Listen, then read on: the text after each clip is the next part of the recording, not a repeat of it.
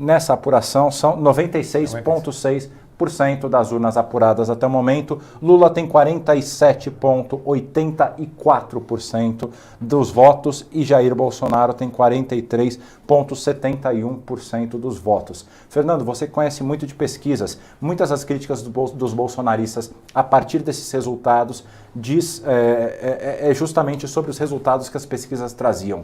Olha, as pesquisas elas têm metodologias diferentes. Elas têm o retrato de um momento específico do que pensam os eleitores, então é necessário ter muita cautela antes de falar em erro. Erro, eu acho que é quando há um erro metodológico, entrevistar mais pessoas de uma região do que de outra, mas as pesquisas presenciais, por telefone, pela internet, hoje há vários métodos, têm resultados diferentes e esta eleição vai servir para dizer qual foi o método mais apropriado.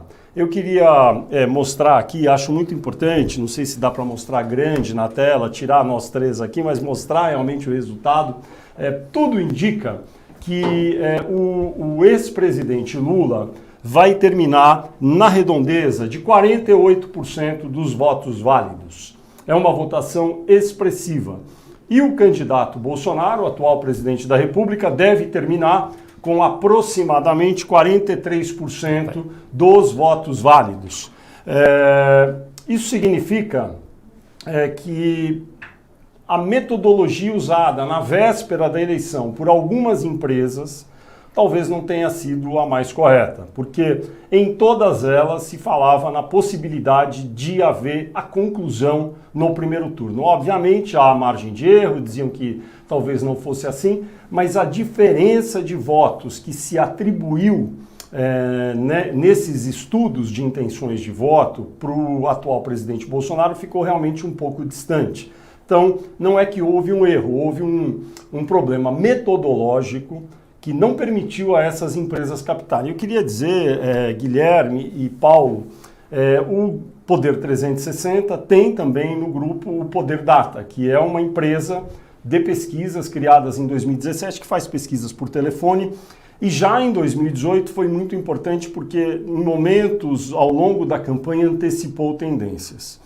A última pesquisa do Poder Data foi realizada no dia 27, na verdade 25, 26 e 27 de setembro. Terminou a 5 dias da eleição e conferia ao ex-presidente Lula 48% dos votos válidos. Exatamente. Que é exatamente o que ele deve ter ao final da votação, que falta muito pouco para a gente conhecer. No caso do presidente Bolsonaro, era dado a ele há 5 ou 7 dias, desde o começo da pesquisa, 38% dos votos válidos. Uma pontuação que ele não teve nenhuma pesquisa pela metodologia de entrevistas presenciais. Com a margem de erro, e supondo-se que Bolsonaro, na pesquisa Poder Data, vinha gradualmente ao longo dos últimos meses subindo 1 ou 2 pontos, e que na reta final da campanha isso de fato aconteceu, me parece que a tendência foi antecipada de uma maneira, se não acertando na mosca, mas muito perto do que foi o resultado, ainda que pesquisa não seja para prever resultado. Pesquisa mostra o momento, diz o que está acontecendo e daí os analistas dizem o que poderá acontecer. O fato é que o grau de acerto nesse caso foi bem razoável positivamente e agora eu acho que as pessoas estão muito interessadas em saber como vai ser esse segundo turno, porque havia uma expectativa dos petistas, do ex-presidente Lula, do seu núcleo de campanha, que ele vencesse no primeiro turno. E a gente já falava, no Poder 360, houve várias análises dizendo que haveria 2 pontos essenciais. Primeiro, o voto útil dos candidatos Ciro Gomes e Simone Tebet em direção a Lula. Isso talvez possa ter acontecido. Porque eles vieram com um desempenho muito pior do que estava nas pesquisas, sobretudo Ciro Gomes. Sobretudo Ciro Gomes. Eles realmente na reta final desidrataram. E esse movimento de voto útil é de fato algo que acontece nas últimas 48 horas ou 24 horas. E aconteceu. Por outro lado, a gente chamou muita atenção para a taxa de abstenção. E eu ouvi de vários dirigentes do PT, pode escrever, no dia da eleição teremos uma abstenção muito menor do que foi aquele 20,3 de 2018. E quanto foi a abstenção? 20,8. A abstenção aumentou em relação, marginalmente... Meio ponto percentual. Mas aumentou marginalmente em relação ao ano de 2018. É uma taxa que eu acho que a gente tem que se acostumar com ela. 20% dos eleitores brasileiros não votam. E nos dados do TSE, há a indicação clara de que quem não vota são as pessoas mais pobres, os eleitores que têm mais dificuldade de se locomover e, portanto, os eleitores que tradicionalmente nesta eleição votariam em Lula.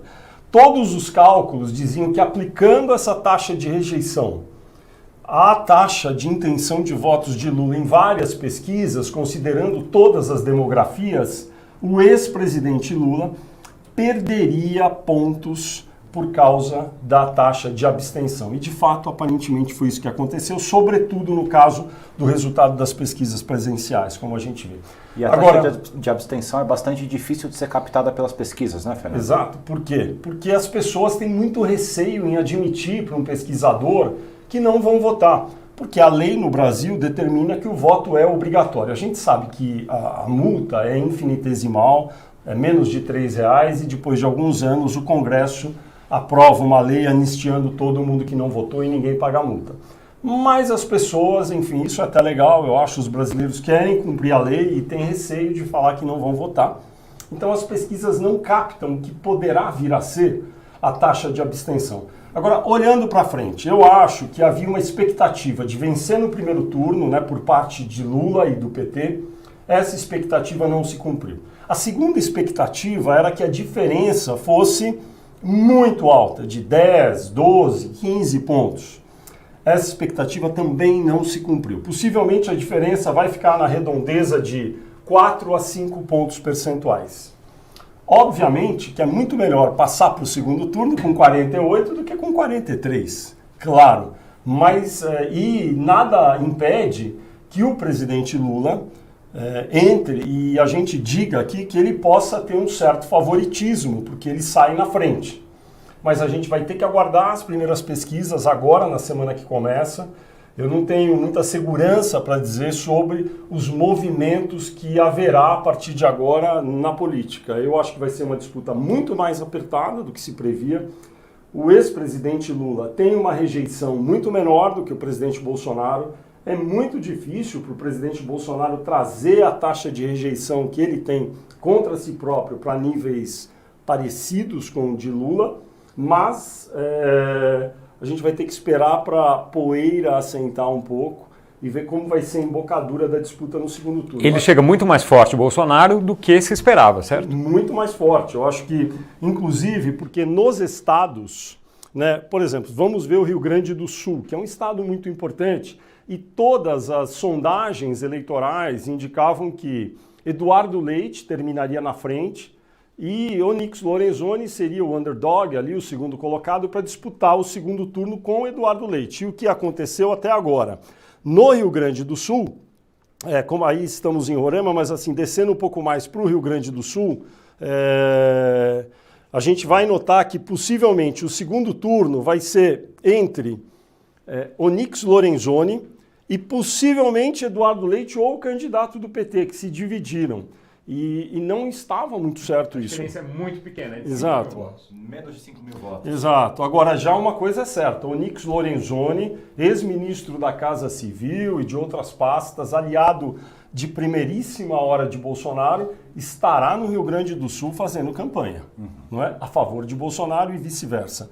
Vamos, por exemplo, olhar um estado como São Paulo, que é o maior estado da federação em número de eleitores. A perspectiva era que Fernando Haddad terminasse muito à frente, com mais de 40% dos votos válidos, seguido por Tarcísio ou Rodrigo Garcia.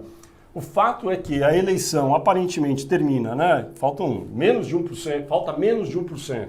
Tarcísio de Freitas termina em primeiro lugar em São Paulo, muito colado a Jair Bolsonaro, e isso pode ter sido determinante para melhorar a taxa de votos de Jair Bolsonaro como um todo. E em segundo lugar, de uma certa forma decepcionante, Fernando Haddad, que liderava com mais de 40 nas pesquisas de véspera, no dia da eleição aconteceu alguma coisa, ele teve 35% dos votos.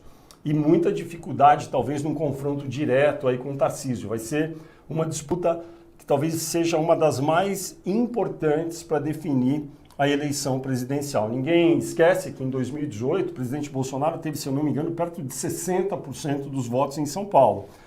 Para compensar o voto mais débil que Bolsonaro tinha na região Nordeste. Agora ele terminou em São Paulo com 47% dos votos e Lula teve 40% dos votos. É uma grande desidratação, mas ainda assim o que ele mantém é uma coisa muito considerável. Né? Tem uma coisa em eleição que é o momento, a força que empurra os candidatos para frente e a hora em que isso acontece. A hora de crescer é no segundo turno agora. Também, de novo, para São Paulo, várias pesquisas de intenção de voto na véspera, ou seja, ontem, 1º de outubro, davam Lula vencendo ou Bolsonaro no máximo empatando com Lula em São Paulo. Me parece, vamos falar, foi só 6 ou 7 pontos de diferença, mas 6 ou 7 pontos de diferença em São Paulo é uma enormidade. Lula teve 10 milhões de votos e Bolsonaro teve 12 milhões de votos. São 2 milhões de votos a mais. É muito voto. E existe essa história da trajetória, não é? E tem a questão também em São Paulo do Senado. O astronauta Marcos Pontes foi eleito senador por São Paulo. Com quase metade dos votos? Quase metade. Márcio França, que é ex-governador e liderava absolutamente todas as pesquisas, não foi eleito, não é, Fernando? Exato. E Márcio França, que foi compelido a disputar a vaga de senador, ele queria ser candidato a governador porque entendia que, embora seja de um partido tido de esquerda, como o PSB, é uma pessoa ponderada, foi vice-governador de Geraldo Alckmin, assumiu o governo de São Paulo quando o Alckmin saiu do governo para disputar outro cargo, e ele achava que, por conta desse trânsito maior pelo espectro político, seria um candidato mais apropriado do que Fernando Haddad. Fernando Haddad é associado a quê? Ao PT, a Lula. Márcio França seria um pouco mais, digamos, amplo para o eleitorado paulista, que tende a ser conservador no interior, no litoral. Não sei se tem aí a votação em Santos, por exemplo, nessa região que é muito importante, do estado de São Paulo. De onde ele é de São Vicente, que Exato. É ao lado de Santos. Exato. E em Santos, a votação, enfim, na Baixada Santista, como a gente fala lá em São Paulo, a votação é muito pró-Bolsonaro, em geral. Então, eu não sei como ficou, mas possivelmente em Santos, Bolsonaro teve uma vantagem. Santos e nas cidades adjacentes, Praia Grande, Itanhaém, Mongaguá, Cubatão, São Vicente, que é a cidade de Márcio França, e isso deve ter sido muito importante. Talvez se ele tivesse sido o candidato da coligação PT-PSDB, talvez o resultado tivesse sido outro. E ele deve ficar agora sem cargo, chateado, porque tinha um patrimônio político. Isso também é um problema para ser administrado pelo ex-presidente Lula. Minas Gerais, como é que a gente está em Minas Gerais? Vamos lá. Minas Gerais, enfim, a gente tem aí o Triângulo das Bermudas, São Paulo, Rio e Minas. Jair Bolsonaro perdeu, já tem 97,6% dos votos apurados. Jair Bolsonaro perdeu em Minas Gerais. Mas perdeu por qual diferença? Por 5 pontos de diferença para Lula, com um dado muito relevante. Falando com o QG do presidente Bolsonaro e também com o QG do ex-presidente Lula, o que é bom para um candidato a presidente quando ele vai para o segundo turno? Se ele vai para o segundo turno na Bahia, por exemplo, Lula vai no segundo turno na Bahia vai ter segundo turno pelo jeito, né? Aparentemente sim, vamos ver a Bahia. Isso é muito bom para Lula, porque ele vai ter um candidato a governador na Bahia que deve ajudá-lo. Vai ter segundo turno na frente Bahia. do QSM. E ele quase venceu no primeiro turno Exato. o candidato do presidente Lula. Então isso é muito bom pro ex-presidente Lula. Ele terá um candidato que precisa vencer quase venceu no primeiro turno e vai trabalhar junto, mão com Lula na Bahia. Ruim para Bolsonaro, que teria que fazer um acordo com a ACM Neto, que eu não sei se será possível. Agora, vamos para Minas Gerais. Minas Gerais é o segundo maior colégio eleitoral do Brasil, se eu não estou enganado. E em Minas Gerais é uma situação em que não haverá segundo turno. O governador Romeu Zema terminou com mais de 50%, 56%, ganhou. E em Minas, Guilherme e Paulo, quem venceu a eleição para presidente? Lula. Mas em Minas não tem mais eleição para governador agora. Acabou a eleição. E todos aqueles que votaram em Lula no primeiro turno, não tem mais que votar para governador, para deputado, evidentemente também não tem, mas se tivesse uma eleição para governador com algum aliado, seria bom para Lula. Como Lula ganhou e não tem mais nenhum candidato a governador, e Zema, por mais que tenha se afastado um pouco, é muito mais relacionado a Bolsonaro do que ao PT, a situação em Minas se inverte em relação à Bahia. Em Minas, Bolsonaro tem uma vantagem estratégica pelo fato de não haver um candidato a governador contra ele. Não haverá. Haverá um candidato a governador eleito, já reeleito, Zema, que foi muito mais simpático a ele do que ao PT. Aliás, o Poder 360 foi o primeiro a notar na mídia que Romeu Zema fez a maioria dos seus comerciais dizendo o quê? Falando mal do PT o tempo todo. Agora ele é governador reeleito, certamente eu vejo um cenário mais positivo aí para Bolsonaro. Para terminar o chamado Triângulo das Bermudas da política, eu deixar vocês aqui com informações muito melhores do que as minhas. Rio de Janeiro. Rio de Janeiro, a situação é de reeleição de Cláudio Castro, que é muito ligado, nesse caso, a Bolsonaro. Aí a gente poderia dizer, bom, então no Rio de Janeiro vai ser ruim para Bolsonaro, já acabou a eleição, ninguém mais vai votar. Não, é diferente. Porque nesse caso o governador fez uma campanha umbilicalmente ligada a Bolsonaro, a família Bolsonaro, e dessa forma terá todo o interesse em fazer campanha para o presidente atual. Então, você pega em São Paulo, você tem uma pessoa que é Tarcísio de Freitas, passou em primeiro lugar, vai fazer campanha para Bolsonaro. Romeu Zema, em Minas, ganhou no primeiro turno, é mais ligado a Bolsonaro do que a Lula. Rio de Janeiro, Cláudio Castro é Bolsonaro. Então, nesses eleitorados, que são, se eu não me engano, perto de 40% do eleitorado nacional, Bolsonaro tem um bom cabo eleitoral. No Rio Grande do Sul, idem, com Onyx Lorenzoni. Perde na Bahia. Mas você quer ver uma situação interessante? O Pará, que é um estado relevantíssimo da região norte, teve um candidato anti-Bolsonaro, que é Helder Barbalho, com uma votação espetacular de 70,1%, e eu gostaria de ver a taxa de abstenção do Pará. Vejam que no Pará 20. É maior do que no Brasil. Mesmo com Helder Barbalho tendo 70%, a abstenção já foi grande. Imagine sem Helder Barbalho nem ninguém candidato. A abstenção vai aumentar ou diminuir? Vai aumentar. E isso é bom para Lula ou para Bolsonaro? É bom para Bolsonaro.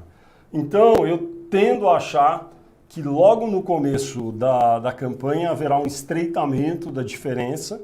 Não dá para prever o que vai acontecer, mas diante da expectativa que se tinha para Bolsonaro e para Lula, é um pouco de água no chope do PT, o resultado de hoje.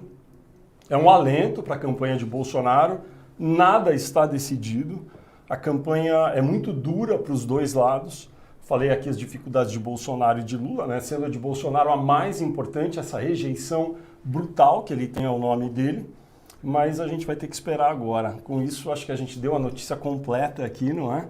Queria agradecer vocês por eu ter me intrometido aqui para falar um pouco dessa notícia que é muito importante, não é? É a 9ª eleição presidencial direta seguida do Brasil, não é? 89, 94, 98, 2002, 2006, 2010, 14, 18 e 22. É uma maravilha, porque o Brasil consolida a sua democracia. Acho que isso é muito emocionante poder viver num país que está a cada 4 anos elegendo um presidente de maneira democrática, limpa, que foi o que aconteceu hoje. Então, as urnas eletrônicas funcionaram, Acho que a gente vai ter um segundo turno muito importante para os destinos do país e o Poder 360, Guilherme, Paulo, toda a equipe que está ali atrás das câmeras, a gente vai fazer muito jornalismo profissional bem feito para entregar boas informações, como foi, por exemplo, eu acho, uma excelente contribuição do Poder Data, que ficou, mesmo a 5 dias do dia da eleição, muito mais perto do resultado final do que empresas que fizeram na véspera e que tiveram uma discrepância maior do que foi o resultado das urnas. Muito obrigado, hein?